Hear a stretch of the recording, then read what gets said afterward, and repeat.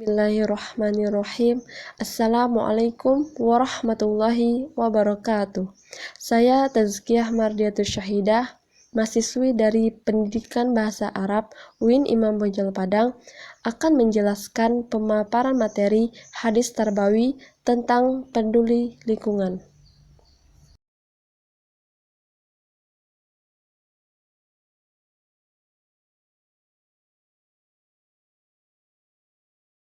Bagian pertama yaitu kelebihan bertani. Dalam hal ini, Islam telah memberi warna tersendiri terhadap perkembangan pertanian. Hal itu tampak dari beberapa hadis yang secara jelas menganjurkan umat Islam untuk menanami lahan menjadikannya kawasan yang produktif.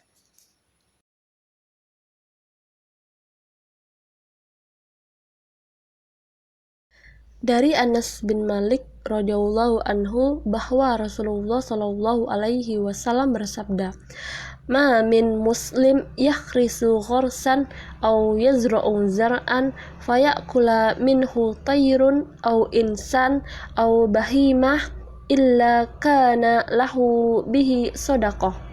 Artinya, tidaklah seorang muslim menanam pohon, tidak pula menanam tanaman, kemudian pohon atau tanaman tersebut dimakan oleh burung, manusia, atau binatang, melainkan menjadikan sedekah baginya.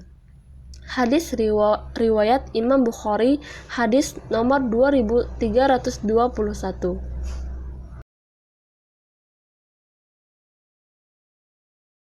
Syekh Utsaimin rahimahullah menjelaskan bahwa hadis tersebut merupakan dalil yang jelas mengenai anjuran Nabi Shallallahu alaihi wasallam untuk bercocok tanam.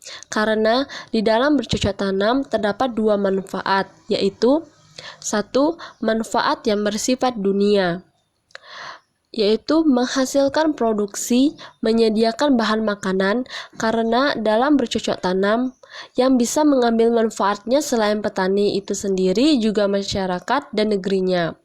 Jadi selain petani bisa membagikan kepada tetangga-tetangganya atau juga bisa menjual belikannya, dan itu bermanfaat kepada masyarakat di sekelilingnya.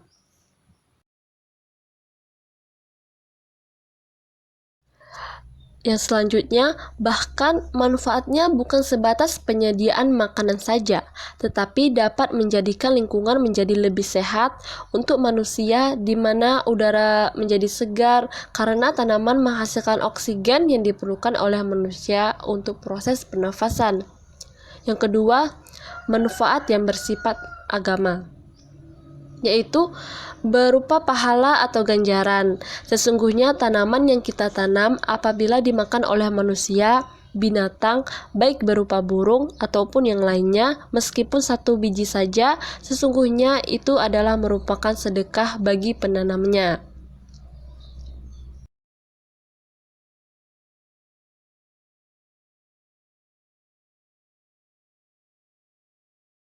Bagian yang selanjutnya yaitu larangan membuang air di air yang tidak mengalir atau air yang tergenang.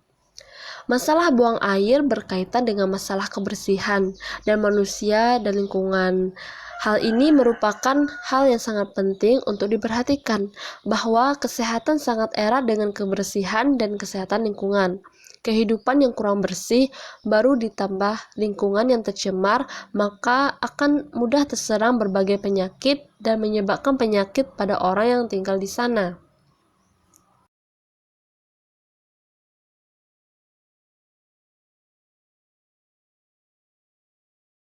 Dalam hadis juga menjelaskan, yaitu an Abi Hurairah anin Nabi sallallahu alaihi wasallam qala la yabulanna ahadukum fil ma'id daim thumma yahtasilu minhu. Dari Abu Hurairah radhiyallahu anhu, Nabi Shallallahu alaihi wasallam beliau mengatakan, "Janganlah salah seorang di antara kalian kencing dalam air yang diam lalu mandi dengan air tersebut." Hadis riwayat An-Nasa'i nomor 221.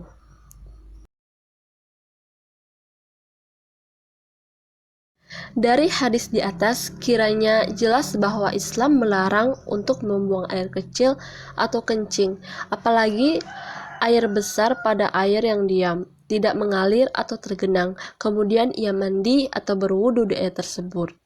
Berarti hadis tersebut menjelaskan larangan keras untuk kencing di air yang tergenang, baik itu volume airnya banyak maupun sedikit.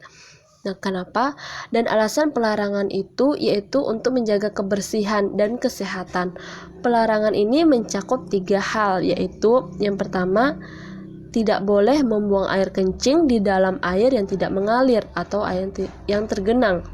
Yang kedua, tidak boleh membuang air kencing di dalam air yang mengalir dan mandi pula di dalamnya.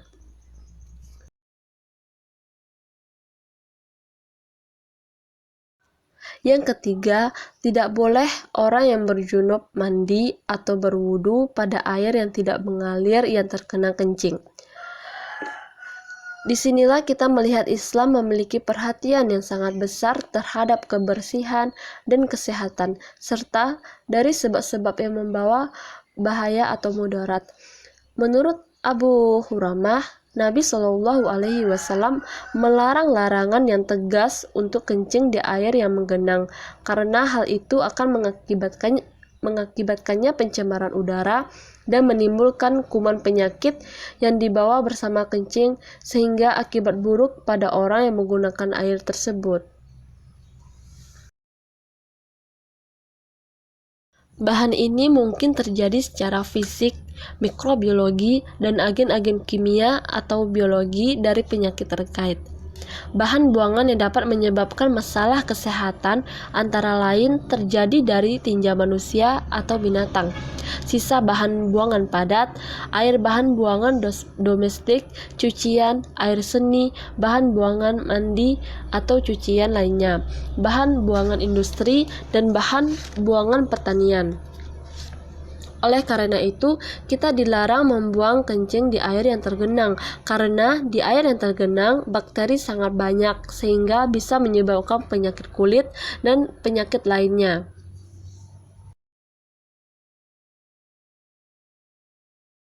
Adapun cara pencegahannya diantara lain yaitu 1. Menggunakan solusi teknis, contohnya pengelolaan cucian dan sisa cairan buangan. Kedua, teknologi sederhana, contohnya kakus dan tangki septik. Yang ketiga, praktik kebersihan pribadi, contohnya membasuh tangan dengan menggunakan sabun. Baiklah, mungkin hanya itu yang bisa saya paparkan. Kurang lebihnya, saya mohon maaf. Terima kasih kepada teman-teman yang telah menontonnya. Saya akhiri. Assalamualaikum warahmatullahi wabarakatuh.